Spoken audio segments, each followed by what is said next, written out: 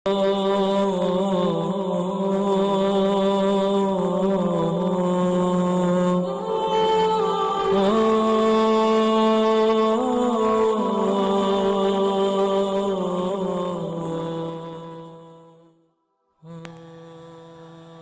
बिल्लाहि मिनश शैतानिर रजीम बिस्मिल्लाहिर्रहमानिर रहीम।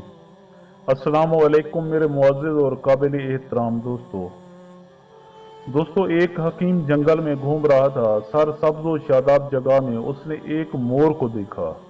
मोर अपने खूबसूरत परों को उखेड़ रहा था। हकीम को ये माजरा देखकर बड़ी हैरत हुई। वो मोर के करीब गया और कहने लगा कि ऐ तूस, क्या तेरे हवास जाते रहे कि इतने हसीन और खूबसूरत परों को इस बेदर्दी से उखेड़ रहा है? क्या तुझे ये एहसास नहीं है कि तेरा एक एक पर लोग किस शौक व ज़ौक़ से संभाल कर रखते हैं? निशानी के तौर पर ये मसहफ़ पाक के औराक में रखे जाते हैं, फिर तेरे नाजुक परों की पंखियां बनाई जाती हैं। अरे हैवान, तेरा खालिक कौन है? किसने तेरे बदन पर ये बेशुमार नक्श व निगार बनाए? क्या तू उस मुसव्विर को भूल गया है जिसने अपनी मुसव्वरी के लिए तुझे मुंतखब किया है?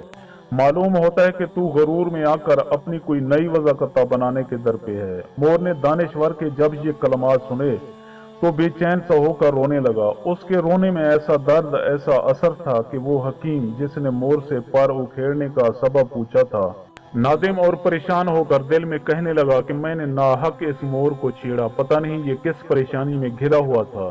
काश वो हकीम जान सकता कि मोर के एक एक आंसू में क्या क्या राज पोशीदा है, उसे इन आंसू की क्या कदर। ताऊस ने कहा कि ए नादान, अफसोस है तेरी अकल व बसीरत पर।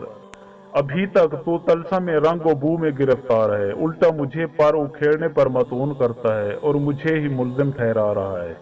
क्या तू नहीं जानता कि हर तरफ से सैकड़ों बलाएं इन्हीं बाजुओं के लिए मेरी तरफ आती हैं? जालिम शिकारी इन्हीं परों के लिए हर तरफ जाल बिछाता है। कितने ही संग दिल तीर अंदाज हैं जो इन्हीं परों की खातिर मेरी जान नातवा से खेलते हैं। ऐसी नागहानी आफतों, ऐसी बलाओं और ऐसी अलमनाक मौत से अपने आप को बचाए रखने की मुझ में ताकत नहीं, इसलिए यही रास्ता नजर आया कि इन बलाए जान परों को अखेड़ दूं और अपनी सूरत को मकरूह बना लूं, ताकि पहाड़ों और मैदानों में बेफिक्र हो जाऊं।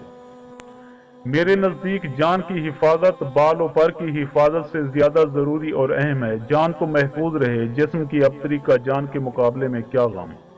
दोस्तों, इस वाक़ये से हमें ये सबक मिलता है कि अपने आप को बेनाम व निशान और आजिज़ व मस्कीन बनाकर रखो, ताकि शोहरत से ये हालत तुमको दूर रखे, क्योंकि शोहरत से गोशा आफियत छिन जाता है और शोहरत बहुत ही बलाएं अपने साथ लाती है। दोस्तों, मैं उम्मीद करता हूं कि आपको मेरी ये वीडियो अच्छी लगी हो। अगर आपको मेरी ये वीडियो अच्छी लगी तो प्लीज़ आप मेरे चैनल को सब्सक्राइब और इस वीडियो को लाइक ज़रूर कीजिए और अपनी कीमती आरा का इजहार नीचे कमेंट सेक्शन में करना मत भूलिए। शुक्रिया, खुदा हाफिज।